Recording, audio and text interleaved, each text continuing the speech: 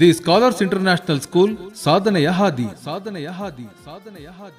ಹಾಸನದ ಪುಟ್ಟು ಎಜುಕೇಷನ್ ಟ್ರಸ್ಟ್ನ the scholar international school ICSE ವಲಯ ಮಟ್ಟದ ಕ್ರೀಡೆಯಲ್ಲಿ ಸಾಧಿಸಿದ ಗೆಲುವಿನ ಯಶೋಗಾಥೆ ಕುರಿತ ಸರಣಿ ಕಾರ್ಯಕ್ರಮ. ಈ ಕಾರ್ಯಕ್ರಮದ ಪ್ರಾಯೋಜಕರು ದಿ ಸ್ಕಾಲರ್ ಇಂಟರ್ನ್ಯಾಷನಲ್ ಸ್ಕೂಲ್, ಉತ್ತರ ಬಡಾವಣೆ ಹಾಗೂ ಮಹಾಲಕ್ಷ್ಮಿ ಲೇಔಟ್, ಹಾಸನ.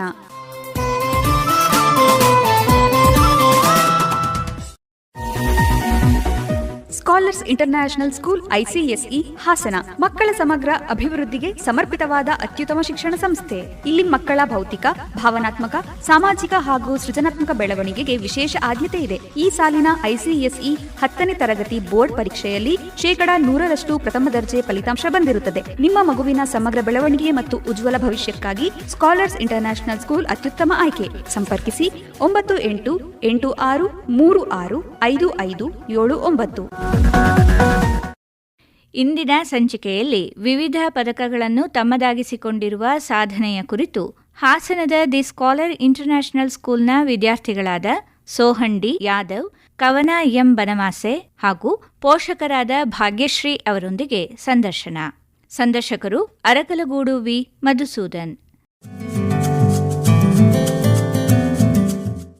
ಆತ್ಮೀಯ ಕೇಳುಗರೆ, ತಮ್ಮೆಲ್ಲರಿಗೂ ನಮಸ್ಕಾರ. ಇವತ್ತಿನ ಸಂಚಿಕೆಯಲ್ಲಿ ಐಸಿಎಸ್ಸಿ ಪಠ್ಯಕ್ರಮದಲ್ಲಿ ವಲಯ ಮಟ್ಟದ ಕ್ರೀಡಾಕೂಟದಲ್ಲಿ ಭಾಗವಹಿಸಿ ಸ್ಕೇಟಿಂಗ್ ಆಟವನ್ನು ಆಡಿ ಚಿನ್ನದ ಪದಕಗಳನ್ನು ಗಳಿಸಿಕೊಂಡಿರ್ತಕ್ಕಂಥ ಇಬ್ಬರು ಚಿನ್ನದ ವಿದ್ಯಾರ್ಥಿಗಳು ನಮ್ಮ ಜೊತೆಗೆ ಇದ್ದಾರೆ. ಸೋಹನ್ ಡಿ ಯಾದವ್. ಸೋಹನ್, ನಮಸ್ತೆ. ನಮಸ್ಕಾರ ಸರ್. ಜೊತೆಗೆ ಕವನ ಎಂ ಬನವಾಸಿ. ಕವನಂಗೂ ಕೂಡ ನಮಸ್ತೆ. ನಮಸ್ಕಾರ. ಸೋಹನ್ ಅವರ ತಾಯಿ ಭಾಗ್ಯಶ್ರೀ ಅವರು ಕೂಡ ನಮ್ಮೊಂದಿಗೆ ಇದ್ದಾರೆ. ಭಾಗ್ಯಶ್ರೀ ಅವರೇ, ತಮಗೂ ಕೂಡ ನಮಸ್ಕಾರ. ನಮಸ್ಕಾರ ಸರ್. ಸ್ಕೇಟಿಂಗು ಯಾಕೆ ಇಷ್ಟ ಸೋಹನ್ಗೆ? ಸರ್, ಯಾಕಂದರೆ ನನಗೆ ಸೆಕೆಂಡ್ ಸ್ಟ್ಯಾಂಡರ್ಡಲ್ಲಿ ಇದ್ದಾಗ ಸರ್ ನನಗೆ ಒಬ್ಬರು ಟೀಚರ್ ಬಂದುಬಿಟ್ಟು ನೀನು ಸ್ಕೇಟಿಂಗ್ ಆಡು, ನಿನಗಾಗತ್ತೆ, ಆ ಎಬಿಲಿಟಿ ಇದೆ, ಯಾಕಂದರೆ ನೀನು ಹೈಟ್ ಇದೆಯಾ ಅಂದರು. ನಾನು ಅವಾಗ ಸರ್ ನಂಬಲಿಲ್ಲ. ಆಮೇಲೆ ಸರ್ ಟ್ರೈ ಮಾಡಿದಾಗ ನನಗೆ ಇಷ್ಟ ಆಯಿತು ಸ್ವಲ್ಪ. ಅವಾಗ ಆಡಿದಾಗ ನನಗೆ ಇಷ್ಟ ಆಗಿದ್ರಿಂದ ನಾನು ಸ್ಕೇಟಿಂಗನ್ನು ಚೂಸ್ ಮಾಡಿದೆ. ಸ್ಕೇಟಿಂಗನ್ನು ಚೂಸ್ ಮಾಡ್ಕೊಂಡೆ. ಎಷ್ಟು ವರ್ಷದಿಂದ ಪ್ರಾಕ್ಟೀಸ್ ಮಾಡ್ತಿದ್ಯಾ ಸೋಹನ್? ಸರ್, ನಾನು ಸೆಕೆಂಡ್ ಸ್ಟ್ಯಾಂಡರ್ಡಿಂದ ಪ್ರಾಕ್ಟೀಸ್ ಮಾಡ್ತಿದ್ದೆ. 1 ವರ್ಷ ಗ್ಯಾಪ್ ಆಗಿತ್ತು. ಆಮೇಲೆ ಸರ್ ಮತ್ತೆ ಪ್ರಾಕ್ಟೀಸ್ ಶುರು ಮಾಡಿದೆ. ಯಾಕೆ ಗ್ಯಾಪ್ ಆಯಿತು? ಸರ್, ಯಾಕಂದರೆ ಸ್ಕೂಲ್ ಚೇಂಜ್ ಆದಾಗ 1 ವರ್ಷ ಗ್ಯಾಪ್ ಆಗಿಬಿಡ್ತು ನನಗೆ. ಅವಾಗ ಸ್ವಲ್ಪ ತಪ್ಪು ಹೋಯ್ತು. ಮತ್ತೆ ಆಟ ಆಡಕ್ಕೆ ಶುರು ಮಾಡಿದ್ಮೇಲೆ ಕಷ್ಟ ಆಗ್ಲಿಲ್ವಾ? ಸರ್, ಸ್ಟಾರ್ಟಿಂಗ್ ಸ್ವಲ್ಪ ಬ್ಯಾಲೆನ್ಸ್ ಸಿಗ್ತಿರ್ಲಿಲ್ಲ. ಆಮೇಲೆ ಪ್ರಾಕ್ಟೀಸ್ ಮಾಡಿ ಮಾಡಿ ಬ್ಯಾಲೆನ್ಸಿಂಗ್ ಎಲ್ಲ ಸಿಕ್ತು ಸರ್. ಸ್ಕೇಟಿಂಗ್ ಅಂದ್ರೆ ಪೂರ್ಣ ಬ್ಯಾಲೆನ್ಸಿಂಗ್ ಅಲ್ವಾ ಸರ್? ಹೌದು, ಬ್ಯಾಲೆನ್ಸಿಂಗ್ ವಿತ್ ಲೆಗ್ ಮೂವ್ಮೆಂಟ್ ಬರಲಿಲ್ಲ ಅಂದ್ರೆ ಸ್ಕೇಟಿಂಗ್ ಸಿಗಲ್ಲ ಸರ್ ನಮಗೆ. ಕಾಲನ್ನು ಮೂವ್ಮೆಂಟ್ ಮಾಡಬೇಕು, ಬ್ಯಾಲೆನ್ಸ್ ಕಾಲ್ ಎರಡನ್ನೂ ಎತ್ಬಿಟ್ಟು ಮೂವ್ಮೆಂಟ್ ಮಾಡಬೇಕು, ಇಲ್ಲಾಂದ್ರೆ ಬ್ಯಾಲೆನ್ಸ್ ಸಿಗಲ್ಲ, ನಾವು ಬೀಳ್ತೀವಿ. ಯಾವಾಗಲಾದ್ರು ಬಿದ್ದಿರೋ ಅನುಭವ ಆಗಿದೆಯಾ? ಸರ್, ಸುಮಾರು ಸತಿ ಆಗಿದೆ. ಬಿದ್ದಿದ್ಯಾ? ಏಟಾಗಿದೆಯಾ? ಸರ್, ಏಟಾಗ್ಬಿಟ್ಟು ಸ್ಕೇಟಿಂಗ್ ಕಾಂಪಿಟೇಷನ್ ಹಿಂದಿನ ದಿನ ಪ್ರಾಕ್ಟೀಸ್ ಮಾಡ್ಬೇಕಾದ್ರೆ ಕೈ ಟ್ವಿಸ್ಟ್ ಆಗಿತ್ತು ಸರ್. ಅದರಲ್ಲೇ ಆಡಿದಾಗ ಒಂದು ಗೋಲ್ಡ್ ಮತ್ತೆ ಇನ್ನೊಂದು ಬ್ರಾನ್ಸ್ ಬಂತು ಸರ್. ಹೌದಾ? ಎಷ್ಟು ವರ್ಷದಿಂದ ಈ ತರ ಕಾಂಪಿಟೇಷನ್ಗೆ ಹೋಗ್ತಾ ಇದೆಯಾ ಸೋಹನ್? ಸರ್, ಇದೇ ಮೊದಲನೇ ವರ್ಷ ನಂದು. ಇದೇ ಮೊದಲು ಹೋಗಿದ್ದ? ಈ ಸರನೇ ಏಟಾಗಿತ್ತಾ? ಏಟಾಗಿದ್ರು ಚಿನ್ನ ಸಿಕ್ತು. ಪರವಾಗಿಲ್ಲ. ಕವನಂಗೆ ಯಾಕೆ ಇಷ್ಟ ಸ್ಕೇಟಿಂಗು? ನಂಗೆ ಚಿಕ್ಕವಳಿದ್ದಾಗನೂ ಮೊದಲೇ ಇಷ್ಟ. ಮೊದಲಿಂದನೂ ಇಷ್ಟ. ಯಾಕೆ ಅಂತ? ಅದು ನಾನು ಸುಮಾರು ಸತಿ ಇನ್ಸ್ಪೈರ್ ಆದ ಸ್ಕೇಟಿಂಗ್ಗೆ. ಎಲ್ಲಿ ನೋಡ್ತಾ ಇದ್ದಪ್ಪ ಸ್ಕೇಟಿಂಗ್ನ? ಯೂಟ್ಯೂಬಲ್ಲಿ ನೋಡಿ ನೋಡಿ ಇನ್ಸ್ಪೈರ್ ಆಗಿ ಆಟ ಆಡಬೇಕು ಅಂತ ಹೇಳಿ ನಿನ್ಗೆ ಅನ್ನಿಸ್ತಲ್ವಾ? ಎಲ್ಲಿ ಮೊದಲು ಪ್ರಾಕ್ಟೀಸ್ ಮಾಡಿದ್ದು? ಸ್ಕೂಲು ಮತ್ತೆ ನನ್ನ ಅಮ್ಮ ಕೋಚಿಂಗ್ಗೆ ಕರ್ಕೊಂಡು ಹೋಗ್ತಾ ಇದ್ರು. ಇಲ್ಲ ಹಾಸನದಲ್ಲೇ ಕೋಚಿಂಗ್ ಸಿಗುತ್ತಾ? ಎಲ್ಲಿ ಸಿಗುತ್ತೆ? ಇಂಡೋರ್ ಸ್ಟೇಡಿಯಂ ಅಲ್ಲಿ ಹೇಳ್ಕೊಡ್ತಾರಲ್ಲ, ಚೆನ್ನಾಗಿ ಹೇಳ್ಕೊಡ್ತಾರ ಅಲ್ಲಿ. ಈಗ ಎಷ್ಟು ವರ್ಷ ಆಯ್ತು ಪ್ರಾಕ್ಟೀಸ್ ಮಾಡಕ್ ಶುರು ಮಾಡಿ? 3 years. 3 ವರ್ಷದಿಂದ ಪ್ರಾಕ್ಟೀಸ್ ನಡೀತಾ ಇದೆ. ಈ ಕಾಂಪಿಟೇಷನ್ಸ್ ಅಂತ ಹೇಳಿ ಹೋಗಿದ್ದಿದೆ ಮೊದಲ? ಎಲ್ಲಿತ್ತು ಈ ಸಾರಿ ಸ್ಕೇಟಿಂಗ್ ಕಾಂಪಿಟೇಷನ್? ಗಂಧದ ಕೋಟೆ ಪಾರ್ಕ್. ಇಲ್ಲೇ ಹಾಸನದಲ್ಲೇ ಇತ್ತಾ? ನಿಮ್ ಶಾಲೆನೇ ಮಾಡಿತ್ತು ಅನ್ಸುತ್ತಲ್ವಾ? ಹೋಸ್ಟ್ ಮಾಡಿತ್ತು. ಹಂಗಾಗಿ ಬೇರೆ ಕಡೆಯಿಂದ ಎಲ್ಲ ಬಂದಿದ್ರು. ಎಷ್ಟು ಊರುಗಳಿಂದ ಎಷ್ಟು ಜನ ಬಂದಿದ್ರು ಸ್ಕೇಟಿಂಗ್ಗೆ ಅಂತ ಹೇಳಿ? ಸುಮಾರು ಜನ ಬಂದಿದ್ರು. ಕವನಂಗೆ ಯಾವ ಈವೆಂಟ್ಸ್ ಅಲ್ಲಿ ಪ್ರೈಸ್ ಬಂತು? 500 meters ಅಲ್ಲಿ ಫಸ್ಟ್ ಪ್ಲೇಸ್ ಗೋಲ್ಡ್ ಬಂತು, ಮತ್ತೆ 1000 meters ಅಲ್ಲಿ ಗೋಲ್ಡ್ ಬಂತು. ಎರಡರಲ್ಲೂ ಗೋಲ್ಡ್ ಬಂತು. ಈಗ 2 ಗೋಲ್ಡ್ ಮೆಡಲ್ ಇದೆ ನಿನ್ನ ಹತ್ರ. ಏನ್ ಮಾಡಿದೆ ಅದನ್ನ? ಇಟ್ಟಿದ್ಯಾ? ನೀನೇ ಇಟ್ಕೊಂಡಿರ್ತೀಯ ಅಲ್ವಾ? ಈಗ 500 meters ಆಟ ಆಡೋದಕ್ಕೂ 1000 meter ಆಟ ಆಡೋದಕ್ಕೂ ಏನ್ ವ್ಯತ್ಯಾಸ? ಎರಡರಲ್ಲೂ ಹೆಂಗೆ ನಾವು ಪರ್ಫಾರ್ಮ್ ಮಾಡ್ಬೇಕಾಗುತ್ತೆ? 500 ಮೀಟರ್ಸಲ್ಲಿ ನಾವು ಎಫರ್ಟ್ ಹಾಕಿದ್ರೆ ಫೈನಲ್ಸಿಗೆ ಹೋಗ್ತೀವಿ. ಹಾ. ಫಸ್ಟ್ ಸೆಕೆಂಡ್ ಪ್ರೈಸ್ ಬಂದಿದ್ದವ್ರು ಫೈನಲಿಗೆ ಹೋದ್ರು. ಅದು 500 ಮೀಟರ್ಸಲ್ಲಿ ಎಫರ್ಟ್ ಹಾಕಿದ್ರೆ ಆಗುತ್ತೆ. ಎಫರ್ಟ್ ಹಾಕ್ಬೇಕಲ್ಲ, 500 ಮೀಟರ್ಸ್ ಅಲ್ಲೇ ಎಫರ್ಟ್ ಹಾಕ್ಬೇಕು ಚೆನ್ನಾಗಿ. ಮತ್ತೆ ಬ್ಯಾಲೆನ್ಸ್ ಇರಬೇಕು. ಬ್ಯಾಲೆನ್ಸು ಇರಬೇಕು. ಹೆಂಗೆ ಬ್ಯಾಲೆನ್ಸ್ ಮಾಡೋದು ಹೆಂಗೆ ಕವನ? ಅದು ಸ್ಕೇಟಿಂಗ್ ಮಾಡ್ಬೇಕಾದ್ರೆ ಕರೆಕ್ಟಾಗಿ ಲೆಗ್ ಮೂವ್ಮೆಂಟ್ ಇರಬೇಕು. ಮತ್ತೆ ವೀಲ್ಸ್ ಅಲ್ಲಿ ಕರೆಕ್ಟಾಗಿ ಅಲೈನ್ಮೆಂಟ್ ಆಗಿ ಇದಾಗಬೇಕು.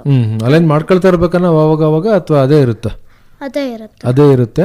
ನಾವು ಅದನ್ನ ಬ್ಯಾಲೆನ್ಸ್ ಮಾಡ್ತಾ ಹೋಗ್ಬೇಕು ಅಲ್ವಾ? ಸೋಹನ್ಗೆ ಯಾವ್ಯಾವ ಇವೆಂಟ್ ಅಲ್ಲಿ ಪ್ರೈಸ್ ಬಂತು? ಸರ್ 500 ಮೀಟರಲ್ಲಿ ಬ್ರಾನ್ಸ್, 2000 ಮೀಟರಲ್ಲಿ ಗೋಲ್ಡ್ ಬಂತು ಸರ್. ಗೋಲ್ಡ್ ಬಂತು. ಈಗ ಶಾರ್ಟ್ ಟರ್ಮ್ ಅಚೀವ್ ಮಾಡೋದು ಈಸಿ ಆಗುತ್ತಾ ಅಥವಾ ಲಾಂಗ್ ಟರ್ಮ್ ಇರೋಂಥದ್ದು easy? Sir long term easy ಆಗುತ್ತೆ. ಯಾಕಂದ್ರೆ ನಾವು ಸರ್ ಸ್ಟ್ರಾಂಗ್ ಇದ್ರೆ, ಆಪೋನೆಂಟ್ ಸ್ಟ್ರಾಂಗ್ ಇದ್ರು ಕೂಡ ಅವ್ರು ಎಲ್ಲಾರ ಒಂದ್ ಕಡೆ ವೀಕ್ ಆಗೇ ಆಗ್ತಾರೆ. ಅವಾಗ ನಾವು ಇನ್ನೂ ಸ್ಟ್ರಾಂಗ್ ಆಗಿ ಮೂವ್ಮೆಂಟ್ ಜಾಸ್ತಿ ಮಾಡಿದಾಗ ನಮಗೆ ಈಸಿ ಆಗುತ್ತೆ ಲಾಂಗ್ ಮೂವ್ಮೆಂಟ್ ಅಲ್ಲಿ. ಆದ್ರಿಂದ ಸರ್ ನನಗೆ ಸ್ವಲ್ಪ ಈಸಿ ಆಯ್ತು ಲಾಂಗ್ ಮೂವ್ಮೆಂಟ್. ಈಗ ಸಾಮಾನ್ಯವಾಗಿ ನಾವು ಓಡೋದಕ್ಕೂ ಸ್ಕೇಟಿಂಗ್ ಅಲ್ಲಿ ಹೋಗೋದಕ್ಕೂ ಏನ್ ವ್ಯತ್ಯಾಸ ಇರುತ್ತೆ? ಸರ್ ಓಡ್ಬೇಕಾದ್ರೆ ನಾವು ಬೇಕಾದ್ರೆ ಟರ್ನ್ ಈಸಿಯಾಗಿ ಆಗ್ಬೋದು ಸರ್. ಆದ್ರೆ ಸ್ಕೇಟಿಂಗ್ ಅಲ್ಲಿ ಕಾಲು ಎತ್ತಿ ಇಡ್ಬೇಕಾದ್ರೆ ಟ್ವಿಸ್ಟ್ ಆದ್ರೂ ಕಾಲು ಟ್ವಿಸ್ಟ್ ಆಗ್ಬಿಡುತ್ತೆ. ಸ್ವಲ್ಪ ಎಚ್ಚರಿಕೆಯಿಂದ ಎತ್ತಿ ಇಡ್ಬೇಕಾಗತ್ತಲ್ವಾ ಸರ್. ಆಮೇಲೆ ರನ್ನಿಂಗ್ ಅಲ್ಲಿ ನಮ್ ಕಾಲೇ ಅಲ್ವಾ ಸ್ವಲ್ಪ ಬ್ಯಾಲೆನ್ಸಿಂಗ್ ಇರುತ್ತೆ. ಆದ್ರೆ ಸ್ಕೇಟಿಂಗ್ ಅಲ್ಲಿ ಆತರ ಇರಲ್ಲ. ವೀಲ್ಸ್ ಸ್ವಲ್ಪ ಆ ಕಡೆ ಈ ಕಡೆ ಅಲ್ಲಾಡಿದ್ರು ಹೋಯ್ತು ಅಂತ ಅಂದ್ರೆ ವೀಲ್ಸ್ ಅನ್ನ ಬ್ಯಾಲೆನ್ಸ್ ಮಾಡ್ಬೇಕಲ್ಲಿ. ಇಲ್ಲಿ ನಮ್ ಕಾಲಷ್ಟೇ ಬ್ಯಾಲೆನ್ಸ್ ಮಾಡಿದ್ರೆ ಸಾಕು, ಅಲ್ಲಿ ವೀಲ್ಸ್ ಅನ್ನ ಸರ್ ವೀಲ್ಸ್ ಬ್ಯಾಲೆನ್ಸ್ ಮಾಡ್ಬೇಕು, ಇಲ್ಲ ಅಂದ್ರೆ ಬೀಳ್ತೀವಿ ಸರ್. ಕವನಂಗೆ ಶಾರ್ಟ್ ಟರ್ಮ್ ಈಸಿ ಆಗುತ್ತಾ ಲಾಂಗ್ ಟರ್ಮ್ ಈಸಿ ಆಗುತ್ತಾ?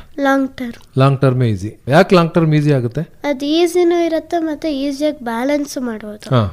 ಈ ಶಾರ್ಟ್ ಟರ್ಮ್ ಯಾಕೆ ಕಷ್ಟ ಆಗುತ್ತೆ? ಅದು ಕಷ್ಟ ಆಗುತ್ತೆ ಜಾಸ್ತಿ. ಅಂದ್ರೆ ಬ್ಯಾಲೆನ್ಸ್ ಮಾಡೋದು ಕಷ್ಟ ಆಗುತ್ತೆ ಅಂತ ಅಂದ್ರೆ ತಕ್ಷಣ ಕ್ರಾಸ್ ಮಾಡಬೇಕು, ಈ ತರದ್ದೆಲ್ಲ ಸ್ವಲ್ಪ ಇರುತ್ತೆ, ಹಂಗಾಗಿ ಕಷ್ಟ ಆಗುತ್ತೆ. ದಿವಸ ಎಷ್ಟೊತ್ತು ಪ್ರಾಕ್ಟೀಸ್ ಮಾಡ್ತೀಯ ಕವನ? 1 hour. ಎಲ್ಲಿ ಮಾಡ್ತೀಯ ಪ್ರತಿ ದಿವಸ? ಸ್ಕೂಲಲ್ಲಿ ಮತ್ತೆ ಸ್ಟೇಡಿಯಂ ಅಲ್ಲಿ 2 hours. 2 hours. ಸ್ಕೂಲಲ್ಲಿ 1 hour. ನಿಮ್ ಸ್ಕೂಲಲ್ಲೇ ಇದೆ ಅಲ್ವಾ? ಎಲ್ರಿಗೂ ಇಷ್ಟ ಆಗುತ್ತಾ ಇದು ಸ್ಕೇಟಿಂಗ್? ಹೇಗೆ? ಯಾರಿಗೂ ಇಷ್ಟ ಆಗಲ್ಲ, ಒಬ್ರೊಬ್ರಿಗೆ ಇಷ್ಟ ಅಷ್ಟೇ. ನಿನ್ನಂತವ್ರಿಗೆ ಒಬ್ರಿಗೆ ಇಷ್ಟ ಆಗುತ್ತೆ. ಭಾಗ್ಯಶ್ರೀ ಅವರೇ ಹೇಳಿ, ನಿಮ್ಮ ಮಗಂಗೆ ಯಾಕೆ ನೀವು ಸ್ಕೇಟಿಂಗ್ ಮಾಡ್ಲಿಕ್ಕೆ ಅವಕಾಶ ಮಾಡಿಕೊಟ್ರಿ? ಸರ್ ಅವನು ಸೆಕೆಂಡ್ ಸ್ಟ್ಯಾಂಡರ್ಡ್ ಇರ್ತಾ ಅಲ್ಲಿ ಸ್ಕೂಲಲ್ಲಿ ಟೀಚರನ್ನೇ ಅಪ್ರೋಚ್ ಮಾಡಿದ್ರು. ಸೊ ಅವನಿಗೆ ಅವಾಗ್ಲೇನೆ ಬ್ಯಾಲೆನ್ಸ್ ಚೆನ್ನಾಗಿ ಸಿಕ್ತು. ಅದಾದ್ಮೇಲೆ ನಾವೇನು ಹೇಳೋದಕ್ಕಿಂತ ಅವನೇನೆ ಇದ್ ಮಾಡ್ದ. ಮತ್ತೆ ಸ್ಕೂಲಲ್ಲೂ ಅವನಿಗೆ ಸಪೋರ್ಟ್ ಮಾಡಿದ್ರು. ಹಾಗಾಗಿ ಸ್ಕೇಟಿಂಗ್ ಮಾಡ್ತಾನೆ ಸರ್. ಸ್ಕೇಟಿಂಗ್ ಅಂದ್ರೆ ಸ್ವಲ್ಪ ತಂದೆ ತಾಯಿಗಳು ಹೆದ್ರು ಬಿಡ್ತಾರೆ ಮಕ್ಕಳಿಗಿಂತ. ಹೌದು ಸರ್. ಯಾಕೆ ಅಂತಂದ್ರೆ ಬ್ಯಾಲೆನ್ಸ್ ಮಾಡೋದು ಕಷ್ಟ ಆಗುತ್ತೆ, ಬಿದ್ದುಬಿಡ್ತಾರೆ ಅಂತ ಹೇಳಿ. ಆ ತರದೊಂದು ಭಯದಿಂದ ಹೇಗೆ ಹೊರಗಡೆ ಬಂದ್ರಿ ನೀವು? ಸರ್ ಅದು ಸ್ಟಾರ್ಟಿಂಗ್ ನಮ್ಗೂನು ಕಷ್ಟ ಅನ್ಸ್ತು. ಅಂದ್ರೆ ಸ್ವಲ್ಪ ವೀಲ್ ಸ್ವಲ್ಪ ಇದಾದ್ರೂ ಕಾಲ್ ಟ್ವಿಸ್ಟ್ ಆಗೋದು, ಏಟ್ ಆಗೋದು ಅದೆಲ್ಲ ಆಗುತ್ತೆ ಅಂತ ಹೇಳ್ಬಿಟ್ಟು. ಬಟ್ ಆಮೇಲೆ ಅವನ್ಗೆನೆ ಬ್ಯಾಲೆನ್ಸ್ ಸಿಗ್ತಾ ಹೋಯ್ತು, ಅವ್ನ್ಗೆ ಇಂಟ್ರೆಸ್ಟ್ ಇತ್ತು, ಹಾಗಾಗಿ ಇದ್ ಮಾಡಿದ್ವಿ ಸರ್. ಈಗ ಮಕ್ಕಳಿಗೆ ಆಟ ಆಡ್ಕೊಂಡು ಓದೋ ಅಂತದ್ದು ಕಷ್ಟ ಆಗುತ್ತಾ ಹೇಗೆ? ಕನ್ಸಿಸ್ಟೆನ್ಸಿ ಇರಬೇಕು ಸರ್. ಅಂದ್ರೆ ಟೈಮ್ ಮೇಂಟೈನ್ ಮಾಡ್ಬೇಕು. ಅವರು ಟೈಮ್ ಮೇಂಟೈನ್ ಮಾಡಿದ್ರೆ ಕಷ್ಟ ಅಂತ ಏನು ಅನ್ಸಲ್ಲ. ಟೈಮ್ ಮ್ಯಾನೇಜ್ಮೆಂಟ್ ಅವ್ರಿಗೆ ಆಗಿಲ್ಲ ಅಂದ್ರೆ ಸ್ವಲ್ಪ ಕಷ್ಟ ಆಗುತ್ತೆ ಸರ್. ಟೈಮ್ ಎರಡರಲ್ಲೂ ಮ್ಯಾನೇಜ್ ಅಂದ್ರೆ ಎಕ್ಸಾಮ್ಸ್ ಟೈಮ್ ಅಲ್ಲಿ ಸ್ವಲ್ಪ ಸ್ಟಡೀಸ್ ಕಡೆ ಫೋಕಸ್ ಮಾಡ್ಬೇಕು, ಬಾಕಿ ಅಂತ ಪ್ರಾಕ್ಟೀಸ್ ಮಾಡ್ಬೋದು ಸರ್. ಏನ್ ತೊಂದ್ರೆ ಅನ್ಸಲ್ಲ. ತೊಂದ್ರೆ ಅಂತೇನು ಅನ್ಸಲ್ಲ. ಈಗ ಸೋಹನ್ ಅವರ ತಂದೆ ಅವರು ಕೂಡ ಎನ್ಕರೇಜ್ ಮಾಡ್ತಾರ ಹೇಗೆ?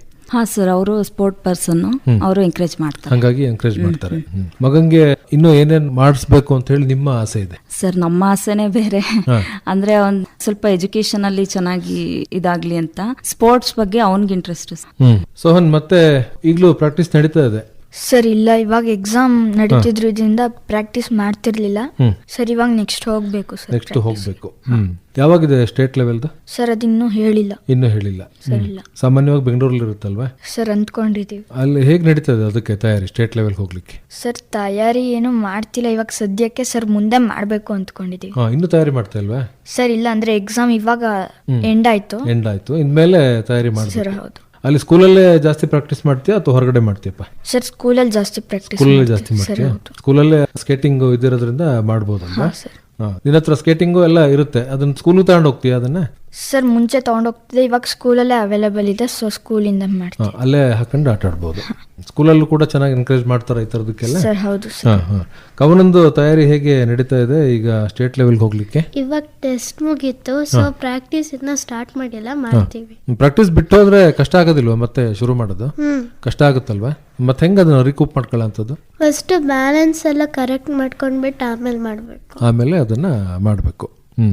ಸ್ಟೇಟ್ ಲೆವೆಲ್ ಅಲ್ಲೂ ಚಿನ್ನ ಸಿಗುತ್ತಾ? ಹೋಪ್ಸ್ ಇದೆಯಾ? ಸೋಹನ್ಗೆ ಹೋಪ್ಸ್ ಇದೆಯಾ? Sir yes. ಆಯ್ತು, ಇಬ್ರು ಮತ್ತೆ ಸ್ಟೇಟ್ ಲೆವೆಲ್ಗೆ ಹೋಗಿ ಅಲ್ಲೂ ಬೇರೆ ಬೇರೆ ಇವೆಂಟ್ಗಳಲ್ಲಿ ಭಾಗವಹಿಸಿ ಇಬ್ರು ಮತ್ತೆ ಚಿನ್ನದ ಹುಡುಗರೇ ಆಗ್ಬೇಕು. ಆಯ್ತಾ? ಚಿನ್ನ ತರ್ತೀರಾ? Yes sir. ಖಂಡಿತ ತರ್ತೀರಾ? ಓಕೆ. ನಿಮ್ಮ ಒಂದು ವಲಯ ಮಟ್ಟದ ಕ್ರೀಡಾಕೂಟ ಹೇಗಿತ್ತು ಅಂತ ಹೇಳಿ ನಿಮ್ಮ ಅಭಿಪ್ರಾಯಗಳನ್ನು ಹಂಚಿಕೊಂಡ್ರಿ. ಮತ್ತೆ ಹೇಗೆ ಈ ಒಂದು ಕ್ರೀಡಾಕೂಟದಲ್ಲಿ ಭಾಗವಹಿಸ್ತಾ ಇದ್ದೀರಾ, ದಿವಸ ಒಂದು ತರಬೇತಿ ಆಗಿರ್ಬೋದು ಅಥವಾ ಅಭ್ಯಾಸ ಆಗಿರ್ಬೋದು ಹೇಗೆ ನಡೀತಾ ಇದೆ ಅನ್ನುವಂಥದ್ದನ್ನು ಹಂಚಿಕೊಂಡಂತಹ ಸೋಹನ್ ಡಿ ಯಾದವ್ ಅವ್ರಿಗೆ, ಕವನ ಎಂ ಬನವಾಸೆ ಅವರಿಗೆ ಹಾಗೂ ಸೋಹನ್ ಅವರ ತಾಯಿ ಭಾಗ್ಯಶ್ರೀ, ತಮ್ಮ 3 ಜನಕ್ಕೂ ಕೂಡ ಧನ್ಯವಾದಗಳು. ನಮಸ್ಕಾರ. ನಮಸ್ಕಾರ.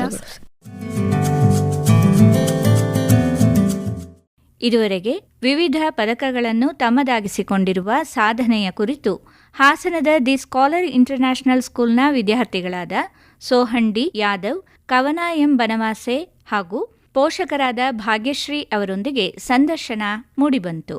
ಸಂದರ್ಶಿಸಿದವರು Arakalagudu V Madhusudan. Scholars international school ICSE Hassan ಮಕ್ಕಳ ಸಮಗ್ರ ಅಭಿವೃದ್ಧಿಗೆ ಸಮರ್ಪಿತವಾದ ಅತ್ಯುತ್ತಮ ಶಿಕ್ಷಣ ಸಂಸ್ಥೆ. ಇಲ್ಲಿ ಮಕ್ಕಳ ಭೌತಿಕ, ಭಾವನಾತ್ಮಕ, ಸಾಮಾಜಿಕ ಹಾಗೂ ಸೃಜನಾತ್ಮಕ ಬೆಳವಣಿಗೆಗೆ ವಿಶೇಷ ಆದ್ಯತೆ ಇದೆ. ಈ ಸಾಲಿನ ICSE 10ನೇ ತರಗತಿ ಬೋರ್ಡ್ ಪರೀಕ್ಷೆಯಲ್ಲಿ 100% ಪ್ರಥಮ ದರ್ಜೆ ಫಲಿತಾಂಶ ಬಂದಿರುತ್ತದೆ. ನಿಮ್ಮ ಮಗುವಿನ ಸಮಗ್ರ ಬೆಳವಣಿಗೆ ಮತ್ತು ಉಜ್ವಲ ಭವಿಷ್ಯಕ್ಕಾಗಿ ಸ್ಕಾಲರ್ಸ್ ಇಂಟರ್ನ್ಯಾಷನಲ್ ಸ್ಕೂಲ್ ಅತ್ಯುತ್ತಮ ಆಯ್ಕೆ. ಸಂಪರ್ಕಿಸಿ 9886365579.